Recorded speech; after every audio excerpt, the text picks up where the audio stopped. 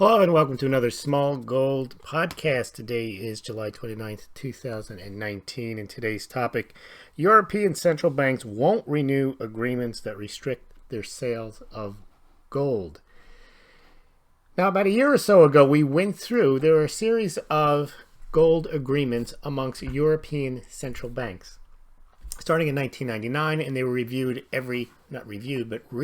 every 5 years, and they essentially restricted the amounts that European central banks could sell. What I'm going to do now, I'll play you a clip that I made from that video over a year ago explaining how these agreements worked. And then we're going to get into is what does this mean? Who are the European central banks that had agreed to restrict their sales of gold? Are those European central banks buying any gold? And then we're going to compare that to the other central banks who make up the bulk of the gold market. Let's have a listen. Some odd billion of their 460 billion of reserves. Okay, so that's just the reserves. Now, let's go to the central bank agreements and why they're important. So the first central bank agreement, they do these every 5 years, was in 1999.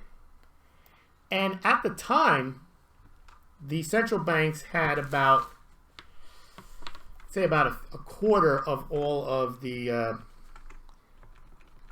world's gold, which is pretty amazing. And earlier, before then, like 5-10 years earlier, they had about 45% of the world's gold. So a lot of the world's gold used to be stockpiled in the central banks. So they would have an enormous impact on the gold if they were to sell it, buy it. Not so much buy it, but if they were to sell it, they can have an impact on the gold price. Excuse me. They were the original whales, as you would think, that if central banks had that much gold, they could sell it, drive the price down. And the ones in the agreements were all the European central banks. I'm not going to list them all. There were 15 central banks. I think most of them were in the Eurozone, but there are also some other central banks on the periphery of Europe.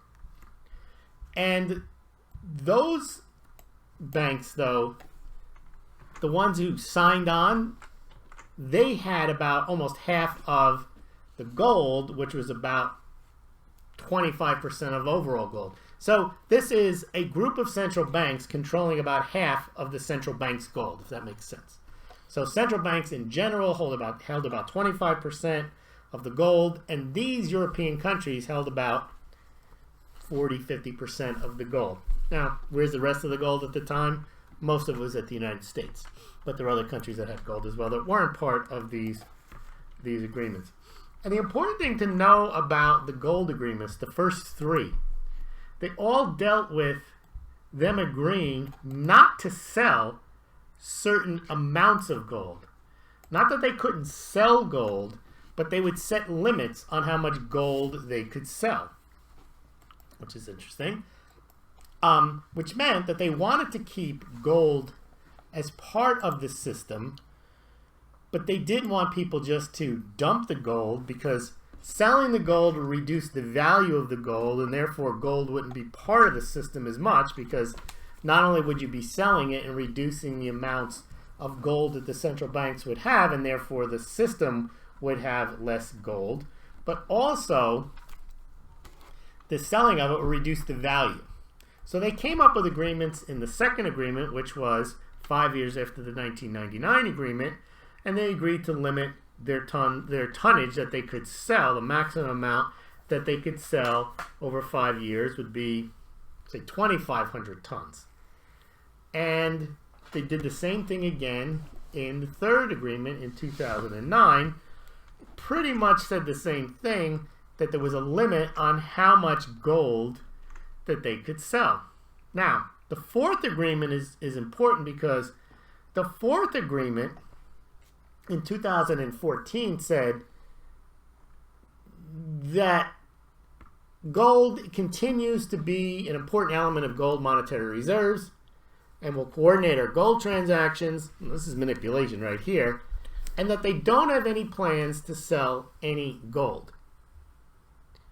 Now, None of these agreements talk about buying gold. So here's the thing. They have indeed, over time, forget that central banks are buying gold. The amounts that they bought in the last 3 years do not make up for the amounts that were sold over the last 20. Russia was selling gold. If you go to the website, the Smaulgld website, you'll see Russia was selling a lot of gold in the 90s and early 2000s. But it wasn't just Russia, as we mentioned. Switzerland sold 1,100 tons. UK sold 1,000 or so tons. Central banks were dishoarding gold. But they do want to keep some gold at the central banks. But it's a limited amount. So the fact that there's some central banks, as I mentioned, 3 out of the 150 or so, that are buying gold, there are banks that have limited the amounts that they can sell, but none of the banks that are in the central bank gold agreements, all these European nations, Finland, Switzerland, Sweden, Netherlands, Malta, Cyprus, Latvia, Germany, none of the Belgium, Greece, Ireland, all of these banks that are in this agreement, Portugal, Slovenia, they're not buying gold. If you look, the major central banks are not buying gold. Not England, not Netherlands, not India recently bought a couple of tons. But for the most part, they've all agreed that gold is important and that they're going to coordinate their gold transactions so as to avoid market disruptions. That is in the press release of May 19, 2014. The signatories will continue to coordinate their gold transactions so as to avoid market disturbances. And they also note, but doesn't seem like they're obligated to, they do not have any plans to sell significant amounts of gold. And it doesn't look like they are selling gold, but it also doesn't look like they're buying it. Now, that leads me to my point that what they've done is they've put somewhat of an anchor, somewhat of a marker down on gold. And they said, okay, gold's going to continue to be part of the system, even though the United States try to drive it out totally. But, okay, so now you've got the understanding that for 20 years, the central banks had agreed amongst themselves that gold was part of the financial system. If they had dishoarded their gold, that would have the impact of driving the price down, reducing the value of the gold in the system.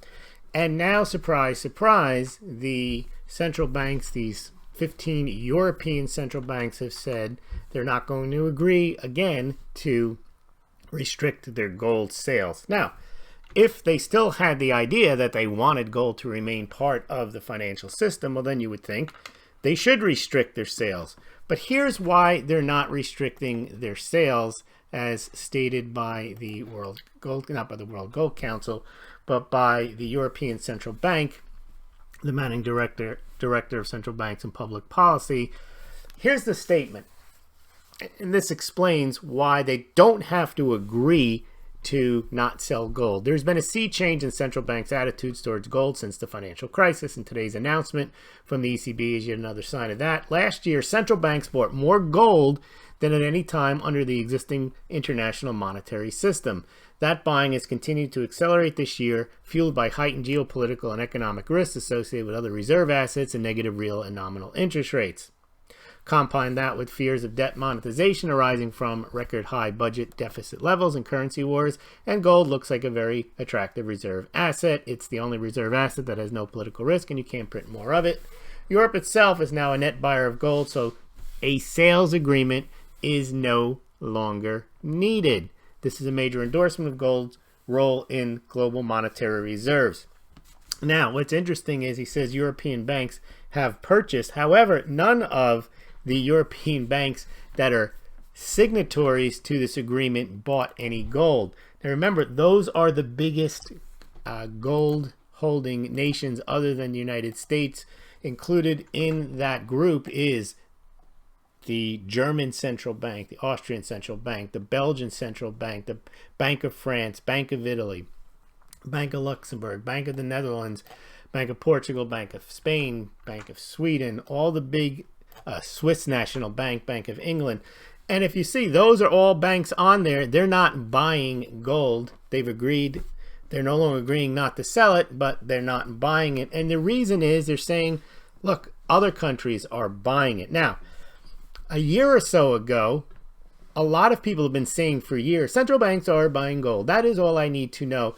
And they were just citing the gross number of tons that were being bought. However, the tons of gold that were being bought were almost exclusively coming from Russia and Kazakhstan from 2016 and 2017 and into 2018. The Central Bank of China stopped buying or announcing that they were adding gold to reserves in October of 2016. So all through 2017 and most of 2018, even though central bank gold purchases had been rising, the bulk of it really was from the Central Bank of Russia, which was adding over 200 tons a year, and the Central Bank of Kazakhstan adding 40 some odd tons. However, in late 2018, we started to see other countries join the gold reserve buying party. China, the People's Bank of China, began to buy 10 tons of gold a month starting in in December of 2018, and have continued monthly ever since into 2019. Poland made some purchases. Hungary, Turkey, Uzbekistan, India, Colombia started to add gold. Kyrgyzstan has always been adding small amounts of gold for the past few years, and as well as Egypt has been adding small amounts of gold. So we have seen a change in the dynamic, not of the major gold holding nations. Remember, they had been net sellers. Switzerland sold more than half their gold, 60% of their gold back in early 2000s, and so did the Bank of England. And this is why they had those agreements in 1999 to limit the sales of gold by central banks. Now, it does indicate to me that these banks realize that the value of gold, I'd say, is undervalued. And another point I always make is that even though Russia has this big hoard of gold, over 2,000 tons, it's now at 2,200 tons, it only recently topped in the aggregate notional value $100 billion. Not a lot of money in the grand scheme of things, especially not for the fifth largest gold hoard by a central bank. So it does appear that the European central banks are no longer restricted on how much gold they can sell. Well, it doesn't really matter because it doesn't look like they were planning on selling anything. The real issue is will any of the major central banks, from Germany to the ECB to the IMF, the Bank of Italy, Bank of France, Switzerland, perhaps Japan, Netherlands, start buying gold. That would be a big signal. I have downplayed the purchase of gold by Russia and Kazakhstan and China, largely on the fact that they are countries that are, especially Russia and Kazakhstan, with very bad currencies. In the case of Russia, they're outside the financial system.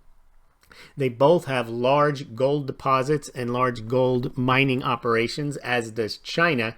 So it makes a lot of sense for Russia, China, Kazakhstan to buy gold. However, if you start to see countries like Germany, which sells about 4 or 5 tons a year of gold, so its government can make gold coins, Italy, France, Switzerland, England, they have not been buying gold. If you start to see them buying gold, then I think it is a big signal. And the biggest signal for any country that would announce adding gold to reserves would be the United States, which has not touched its gold reserve position held at the U.S. Treasury at Fort Knox and other locations in the United States since the early 1970s.